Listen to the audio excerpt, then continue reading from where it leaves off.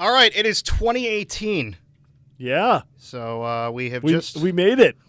We just passed by a year of very good metal, actually. Yes, we did. 2017 was a very good year. There was a lot of good stuff out there. And we want to celebrate the best of what the year had to offer. So we got ourselves a top 10 list. Does this technically count as a hit list? Know what? It's our video. It counts. It counts? All right, then. It counts. All right, then we can start this off the proper way. Mr. Jericho, if you don't mind. You just made the list! That's right. It is time for the hit list, where we take a certain subject or topic of heavy metal, we make ourselves a top list out of it, and we give the results to you. Now, this is a different list because it is extended, because we couldn't just narrow this down to 6 favorites from last year. We are doing our top 10 each of our favorite songs from 2017. Favorite metal songs. Oh. So, yeah. Well, then again, that song didn't technically come out this year. All right. So. I'll mention that now. Let's go through an honorable mention here, one for each of us. Yes. Just for songs that we would have put on here if we were not talking about metal. Yes. I would go with Ye Banished Privateers. All the way to Georgia, my name was Annabelle. I say my name was Annabelle. But now I'm resting in the ground in a grave in Georgia. Because their song Annabelle is amazing. They are on Napalm Records. They are one of the best acts to come out in the past couple of years because it kind of convinced me. I was convinced when I first saw Ye Banished Privateers that they were going to be like an Ailstorm ripoff, and then I heard 2 songs from them, and I was like, "This is brilliant," because it's like actual pirate music. Yeah. The stuff I have listened to, like at first it caught me off guard because I was expecting, the Ailstorm ripoff. Yeah, or Swashbuckle, something like that. Yeah, something like that. But all of a sudden, I'm like hearing actual pirate music, and I'm just going, okay, I can definitely relax and chill out to this. Especially Annabelle. I love this song. I love the woman's vocals on it. I love how it just builds up from just the drums into this great folk song. And then it kind of ends with just her vocals again. I think it just sounds beautiful. It sounds great.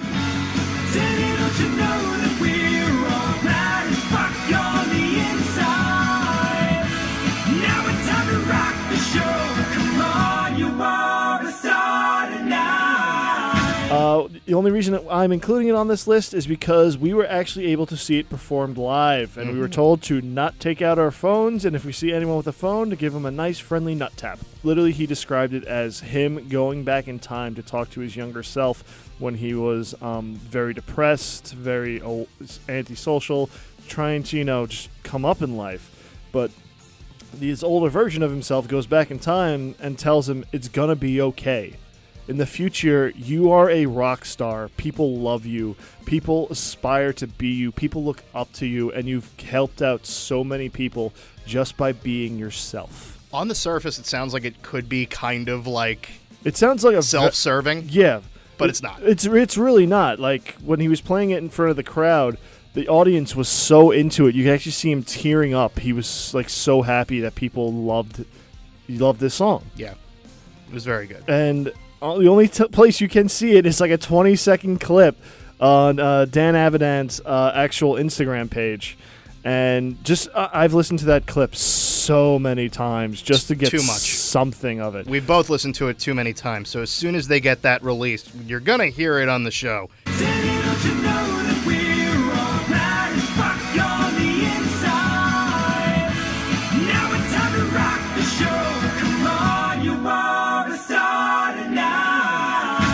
Let's get to the actual list. Yes. I'll go first here. Okay. Because I want to get this song out of the way because I know that I've talked about it way too much in front of you, and I know that you're not a huge Accept fan. Yes.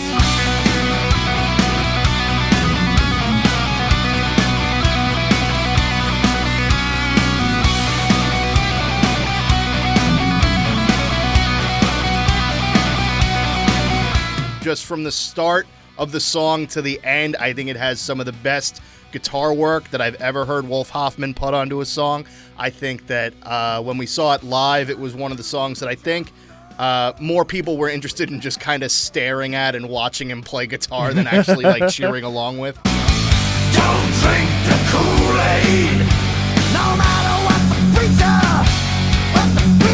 says. I think it's one of the best on the album. The whole album is very good, but I think that this is probably the standout song from it. Wolfgang is also terrifying in person. He really is. Oh my God, he's so big. Yep.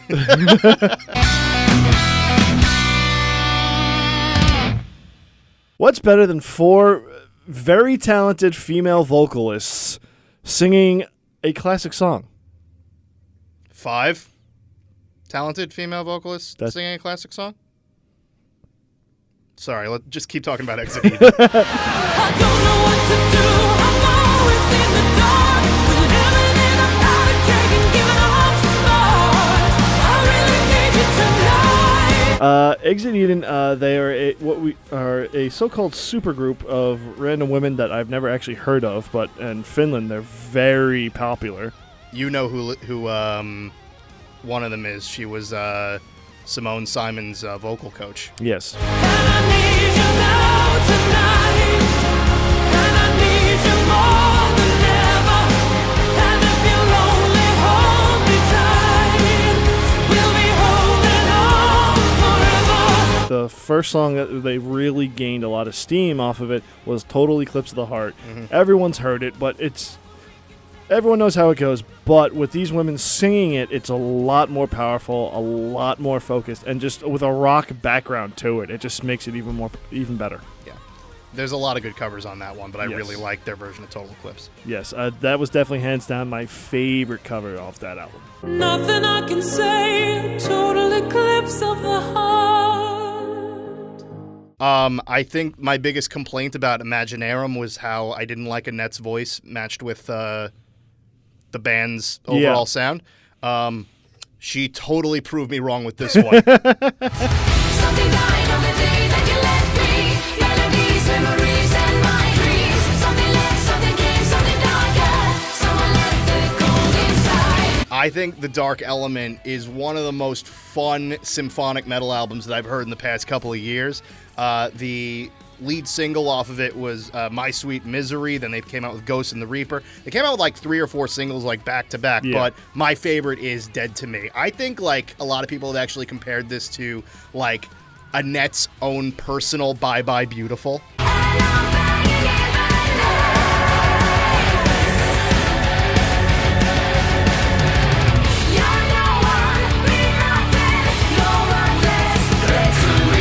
Annette came into Nightwish, which is already an established band. They've been out for years. She was just kind of the child thrown into the deep end. Yeah. With Dark Element, it's built around her, so they're able to focus. They're able to conjure her voice more with the music. Yeah. So it makes it sound a lot better. Because it's her and it's Yanni, who used to be in Sonata Arctica. And we all love Yanni. And we all love Yanni. His stuff with Sonata was amazing. He did every album up until Unya. And I think that them coming together was great. I think on a personal level, I would have liked it more if Yanni just kind of went crazy and did a couple more solos. Oh, yeah. But for the sound that they were going for here, it sounds fantastic, and I loved it.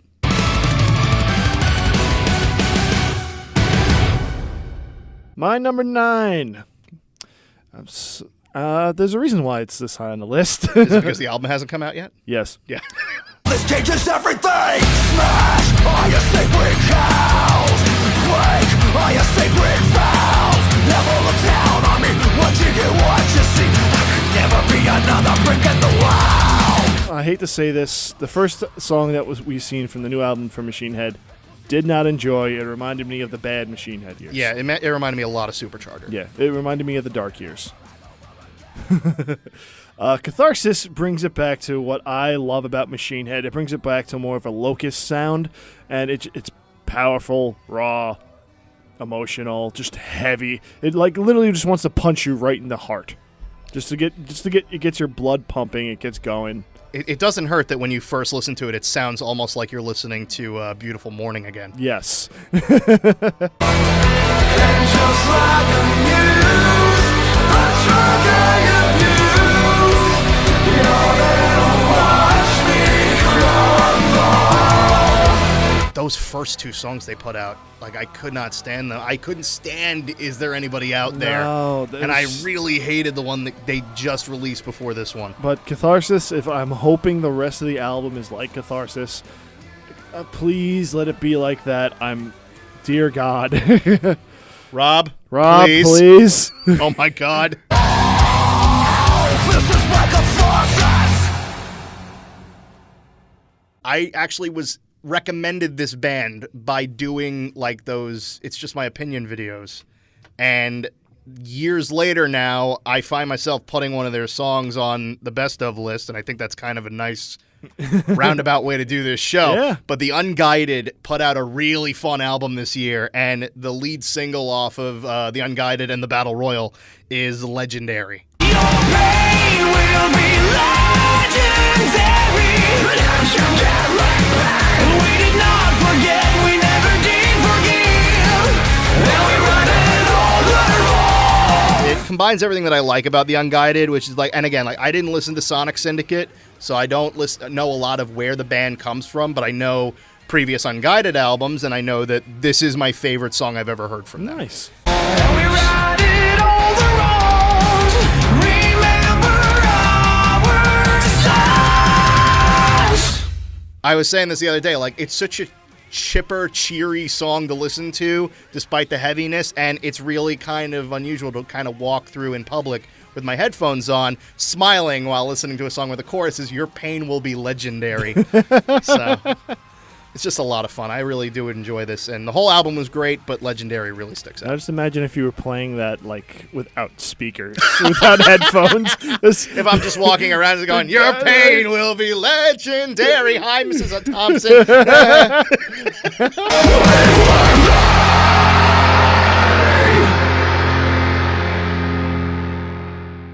All right, my number 8 with one of our friends of the Shred Shack, Madam Mayhem, with The War You Started Now.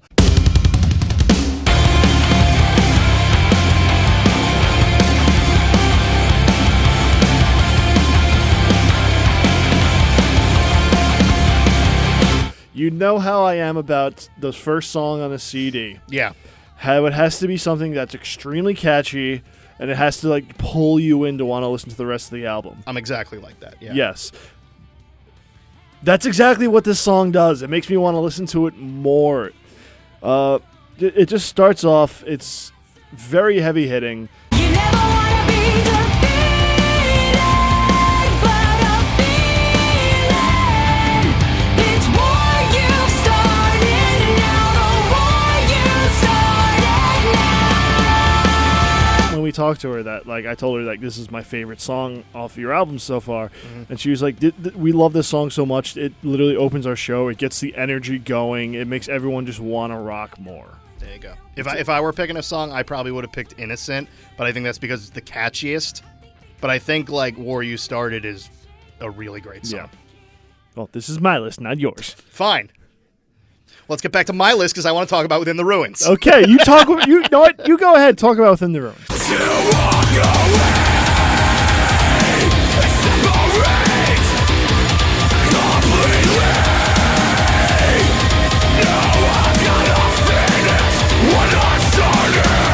Within the Ruins, their last couple albums have been very like hit or miss with me. I really don't like a lot of their like constant pre-production and a lot of how a lot of their songs sound way too techno-ish in some aspects. This song I have no problems with. I think it's fantastic. I think it's so heavy. I think it has one of the best breakdown drops in any of their songs.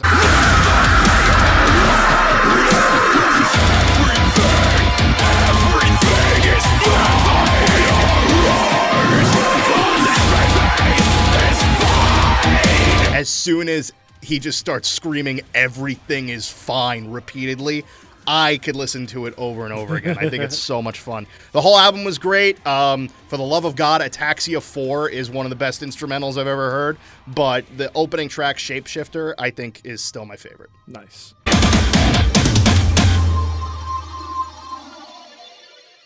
Who doesn't love a good, battle drinking song? Anybody? Anybody? No? Nobody? Nope. No? All right. Ensiferum, Way of the Warrior.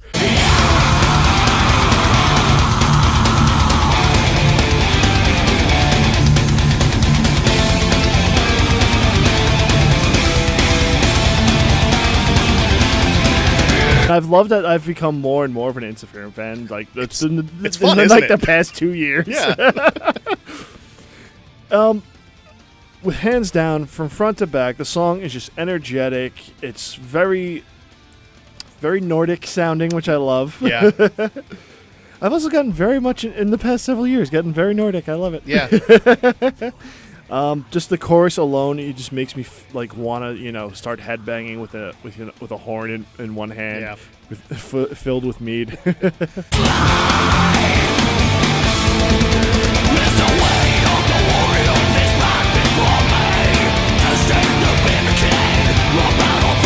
I think like with Interferum songs, they have a great way of changing the key in their last chorus and Yes. making it so much better. And the way that this song ends is one of my favorite segments of any Interferum yeah, it song. really is. Just the way they change it up is fantastic. They just do a great job. Definitely recommend it. Get their album. Oh yeah, it was really good.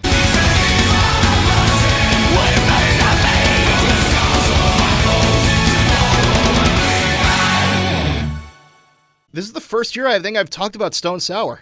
Yeah, I think Yeah, so. I like Stone Sour. Like, I'm not a huge fan, but I really liked Hydrograd, and the first full track on it, Taipei Personality, I think is so great. We want, we need, we punish just to bleed. We scream, this plea, Taipei personality. First of all, Type A Personality, I get the pun there, but puns. yeah. But I think this is one of those songs that just really like gets you pumped as soon as you put in the album. It's got this constant great energy to it. I think the chorus is catchy as all hell. It sounds like it could be the chorus for like a 90s alt rock song, but it's so much heavier and so much more involved. Don't hate, everybody's dying, baby, I feel great. Running out of road, but I'm still doing 75. And I think that just the way it switches itself up halfway through is just phenomenal. So I need to listen to more Stone Sour. I know that for a fact. Yeah. But this is a good place to start. I really like this album. It was kind of Nice. between this one and this song is Dumb and So Am I. You know what? I think that would be on my list. Yeah. If you didn't pick Stone Sour. Yeah.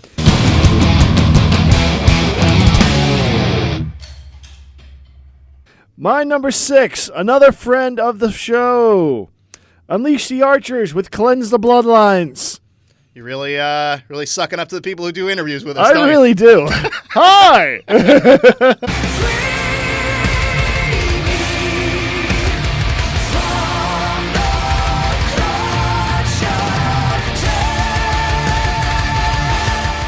With this album, literally the first song that they released for a video of Cleanse the Bloodlines. It's slow but extremely strong. Like, not every single song is going to be, the entire time. This is straight. Shut up. I'm going to have fun editing that. Yes, you Just will. letting you know.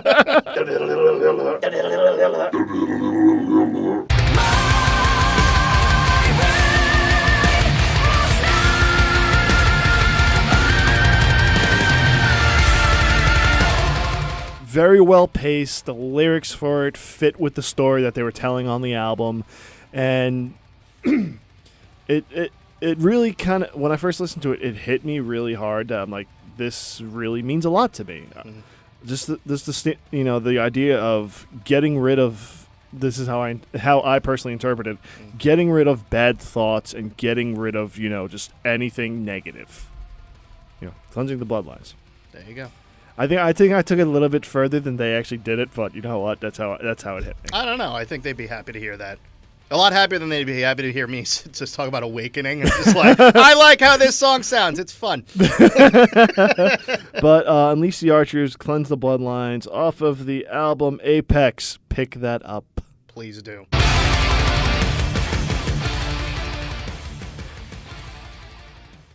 So we're only halfway through this list, but we actually have to start recording We the have to start the radio show. So tell you what, we'll be back next week with the other half of this list, and we will see you then. You're going to go see the next one, right? Please? We got the best ones on that one. Like and subscribe.